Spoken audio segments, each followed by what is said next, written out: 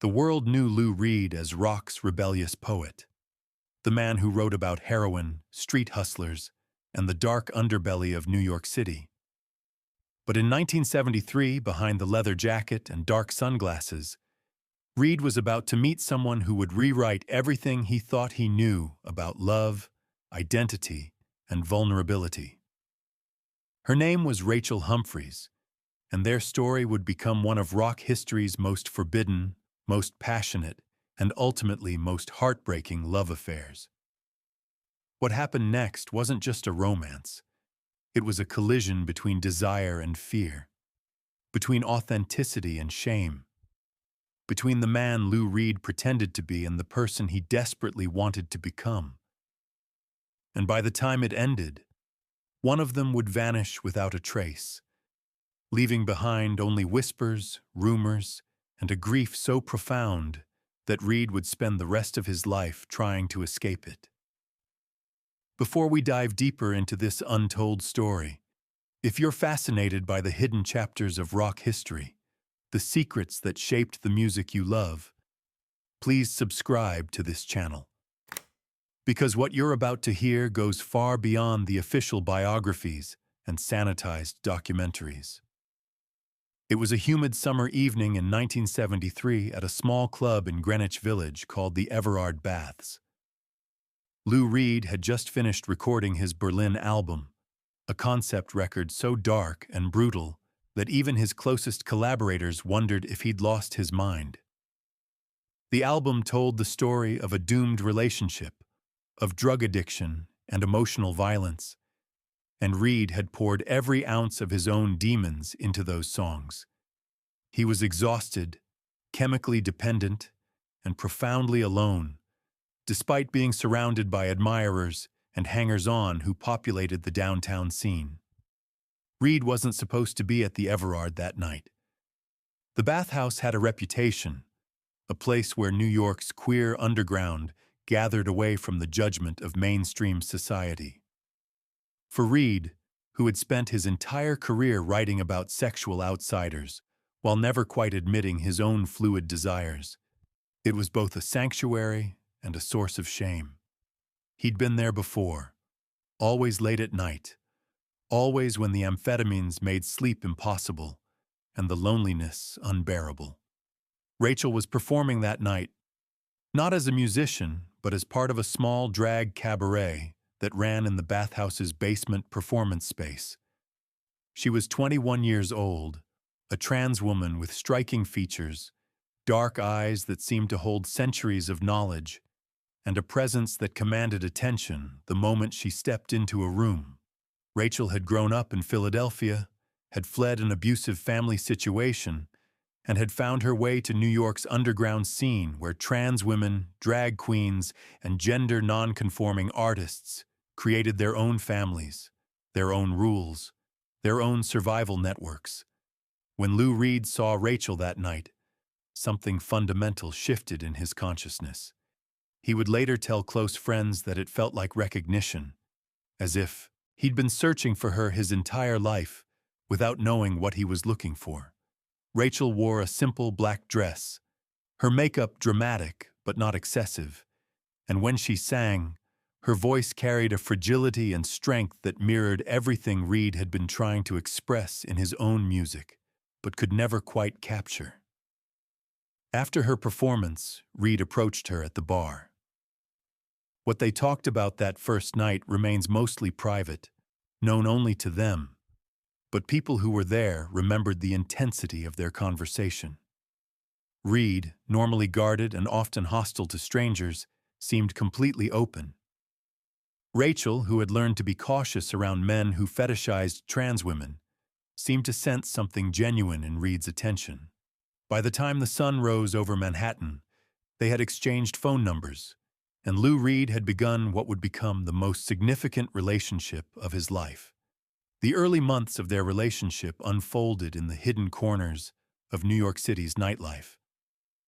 Reed was still technically involved with Barbara Hodes, a woman he'd been seeing on and off, but that connection dissolved almost immediately once Rachel entered his life.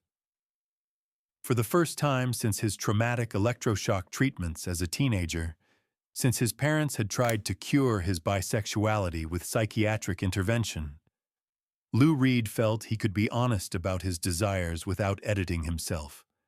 They spent their nights at Max's Kansas City, the legendary nightclub where the Velvet Underground had held court years earlier, where Andy Warhol's factory crowd still gathered.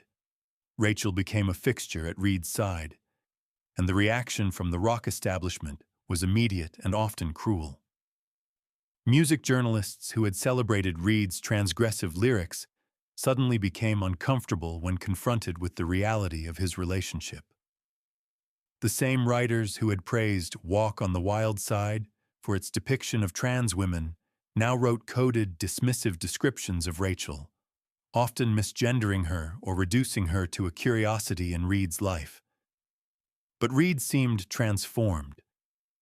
Friends from this period describe him as genuinely happy for the first time in years.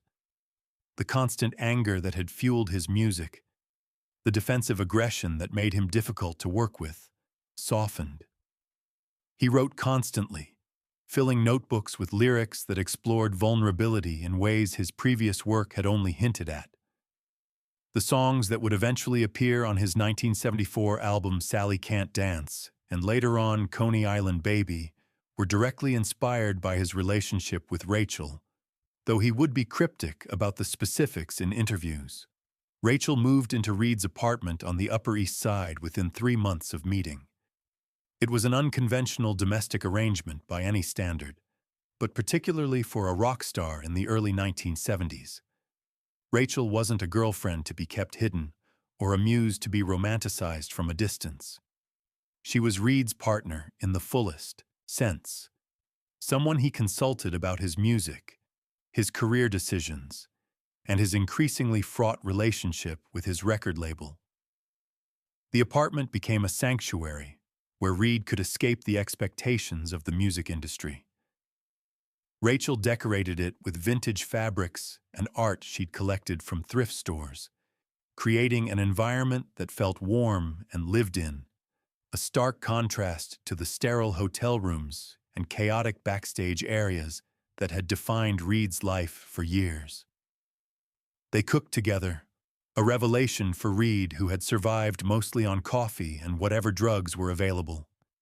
They watched old movies, particularly film noir and melodramas from the 1940s and 1950s. They read poetry aloud to each other, Baudelaire and Rimbaud, the French symbolists whose work had influenced Reed's lyrical approach. But even in these private moments, shadows gathered at the edges. Reed's drug use, which Rachel initially accepted as part of who he was, began to escalate. The speedballs, combinations of heroin and cocaine, became more frequent. Rachel watched as the man she loved disappeared into chemical dependence, emerging hours later paranoid and sometimes cruel. The tenderness that had defined their early relationship would evaporate during these episodes, replaced by the caustic, wounded person Reed became when the drugs took over.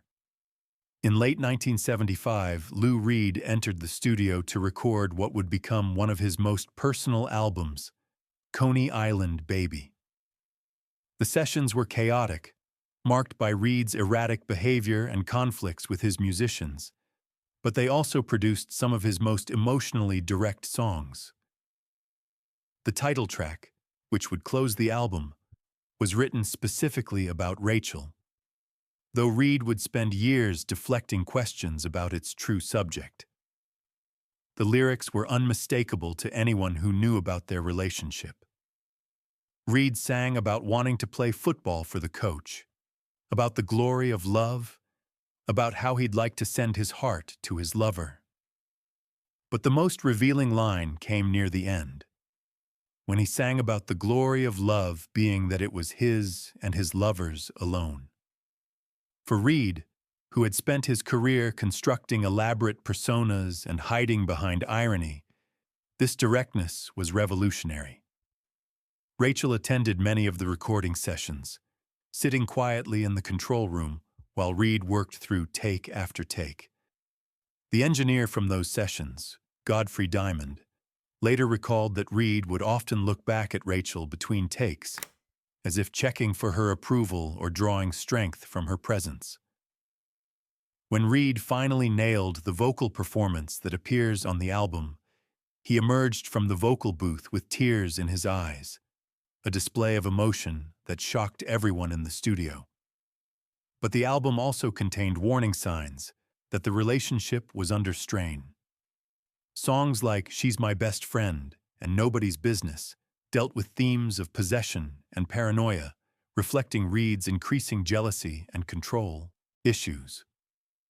Rachel had her own life, her own friends in the downtown trans community, and Reed's drug-fueled insecurity made him suspicious of any time she spent away from him. The arguments became more frequent, often triggered by Reed's conviction that Rachel was going to leave him, that their relationship was too good to be real, that he was destined to destroy anything beautiful in his life. As Reed's relationship with Rachel became more visible, the music press began paying attention in ways that were rarely kind. A 1975 interview with a major rock magazine featured coded language about Reed's companion and included descriptions that were clearly meant to other Rachel. The interviewer seemed more interested in Rachel's gender identity than in Reed's music, asking invasive questions about their relationship that Reed deflected with increasing anger. The pressure intensified when Reed took Rachel on tour with him in 1976. She would watch from the side of the stage, and audiences, fueled by curiosity and often prejudice, would stare and whisper. Some fans embraced the relationship as consistent with Reed's transgressive image, but others reacted with hostility. There were venues where staff treated Rachel with open contempt, hotels that made their check-in process deliberately uncomfortable, and cities where Reed's management suggested it might be better if Rachel stayed behind. Reed's response to this pressure was contradictory and ultimately damaging. In some moments, he was fiercely protective, confronting anyone who disrespected Rachel. There's a famous incident at a Philadelphia venue where Reed stopped a sound check to physically threaten a stagehand who had made a transphobic comment. But in other moments, particularly when his career seemed threatened, Reed would distance himself, introducing Rachel ambiguously, or even asking her to stay out of sight during important industry meetings. This inconsistency devastated Rachel. She had fallen in love with someone who claimed to celebrate outsiders, who had built a career writing songs about sexual and gender nonconformity, but who couldn't always defend their relationship when it mattered most. Friends from this period remember Rachel becoming more withdrawn, spending more time with her own community and less time in Reed's rock star orbit. The most painful example of this came during a television appearance in 1976. Reed was scheduled to perform on a major variety show, and Rachel had planned to attend the taping. But hours before the show, Reed's manager convinced him that having Rachel there might create complications with the network. Reed agreed, and when Rachel found out, it triggered one of their worst arguments. She didn't speak to him for 3 days, staying with friends downtown while Reed left increasingly desperate messages. By 1977, the relationship had become toxic in ways that neither Reed nor Rachel seemed able to escape. Reed's drug addiction had reached catastrophic levels. He was using heroin multiple times daily. His weight had dropped dramatically, and his behavior became increasingly erratic and paranoid. The man who had been so tender in the early days of their relationship now oscillated between desperate neediness and cruel verbal attacks. Rachel, for her part, had begun using drugs more heavily as well, partly to cope with the deteriorating relationship and partly because the substances were simply everywhere in their world. The apartment that had once been a sanctuary became a prison, with both of them trapped in cycles of using, fighting, and brief reconciliations that grew shorter and less convincing. Reed's career was suffering. His 1977 album Rock and Roll Heart was critically dismissed, and his live performances were increasingly unreliable. He would show up hours late or too intoxicated to perform properly. His record label was losing patience, and his management was fielding constant complaints from promoters and venue owners. In the middle of this professional crisis, Reed blamed Rachel for being a distraction, for not understanding the pressures he was under, for existing in a way that made his life more complicated. The cruelty of these accusations was staggering. Rachel, who had supported Reed through his worst periods, who had endured public scrutiny and industry discrimination, was now being scapegoated for Reed's self-destructive choices. She began talking about leaving, about going back to Philadelphia or maybe trying Los Angeles, anywhere that wasn't this apartment, this relationship, this slow-motion catastrophe. But leaving proved nearly impossible. Reed would threaten self-harm when Rachel talked about going. He would promise to get clean, to change, to be the person he'd been in those early months. And Rachel, still in love despite everything, would stay. This pattern repeated itself dozens of times throughout 1977 and into 1978, each cycle leaving them both more damaged. The end, when it finally came in early 1978, was both sudden and inevitable. Reed had been trying to get clean, attending a methadone program and working with a therapist his label had insisted on. For a few weeks, things improved. The anger subsided, replaced by a fragile hope that they might salvage something from the wreckage. But then Reed met someone new, a woman named Sylvia Morales who worked in the music industry and who represented a more conventional, more publicly acceptable relationship. The attraction was partly romantic, but also practical.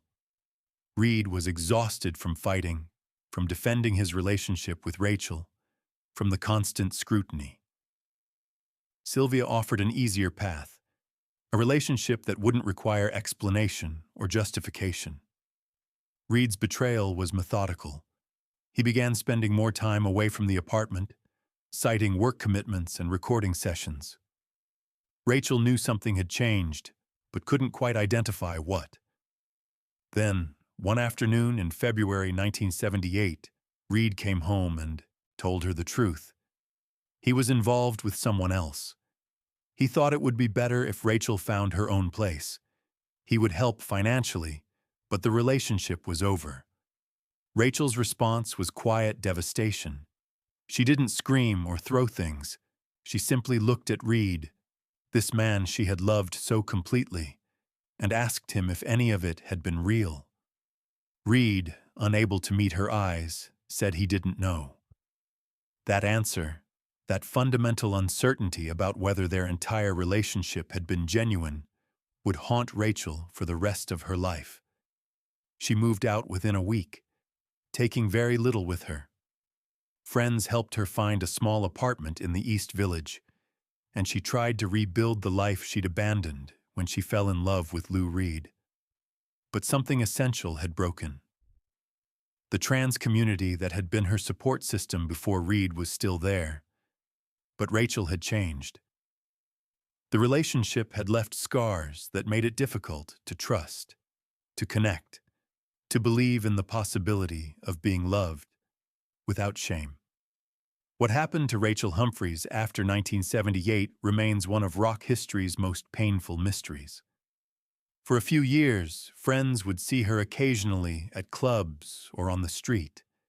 She seemed diminished, struggling with addiction, moving from apartment to apartment. Some reports suggest she did sex work to survive, a common reality for many trans women in that era who faced employment discrimination and social marginalization. Lou Reed married Sylvia Morales in 1980, a relationship that would last over a decade. He rarely spoke about Rachel publicly, and when he did, it was usually in vague terms that avoided specifics. The erasure was deliberate and thorough. In interviews, Reed would sometimes reference a tumultuous relationship in the mid-1970s, but would never name Rachel or acknowledge the significance of what they'd shared. By the late 1980s, Rachel had effectively vanished. Friends from the trans community began to lose track of her. Some thought she might have left New York, perhaps returned to Philadelphia or moved to another city entirely. Others feared something worse, knowing the violence and danger that trans women, especially those struggling with addiction, faced daily. The most widely circulated account suggests that Rachel died sometime in the early 1990s, possibly from AIDS-related complications, possibly from an overdose. But there's no death certificate that's been publicly verified, no grave marker, no official record.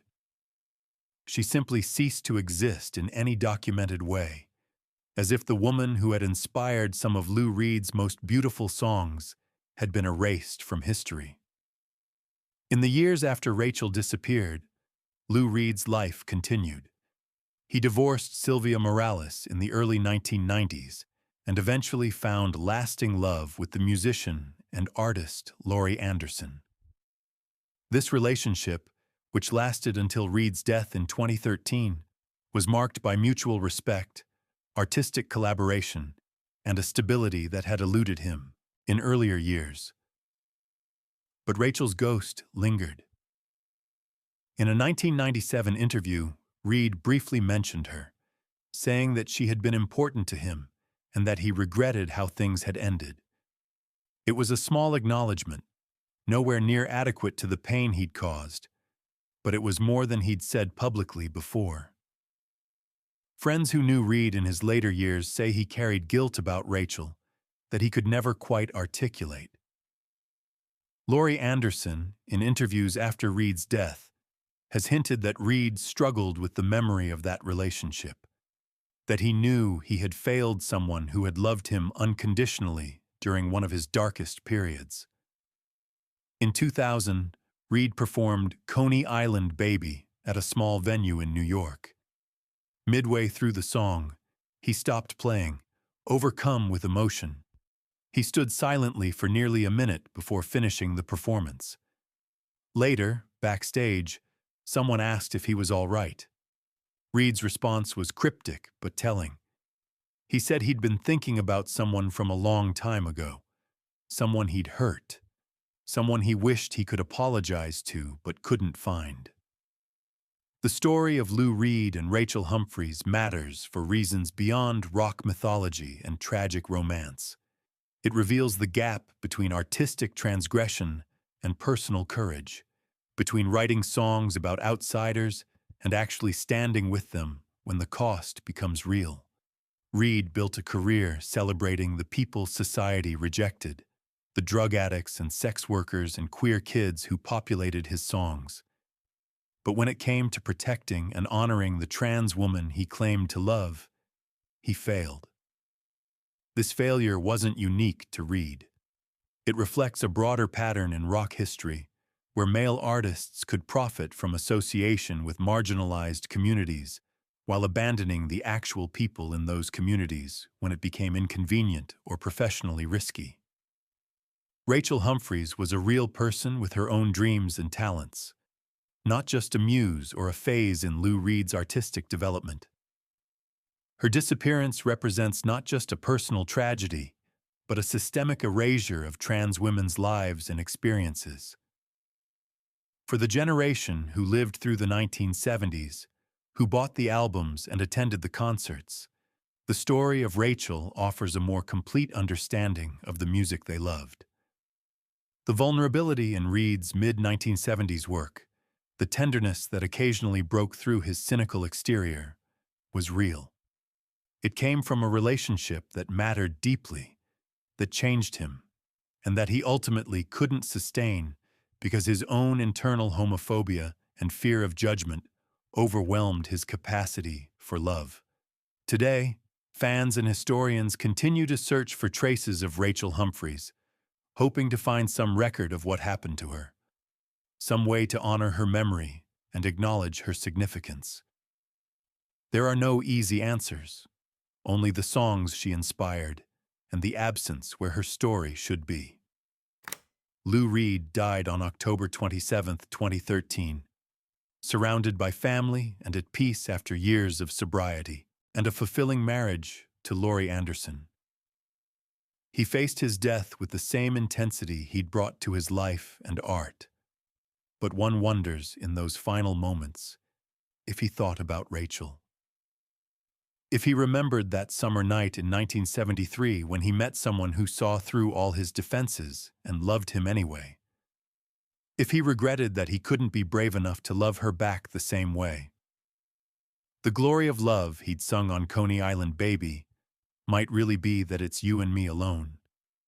But for Rachel Humphreys, that glory was poisoned by shame, by abandonment, by the cruelty of a man who could write beautifully about love, but couldn't sustain it when the world was watching. Her absence is a wound in rock history, a reminder that behind every iconic song is a human story, often more complicated and painful than we want to acknowledge.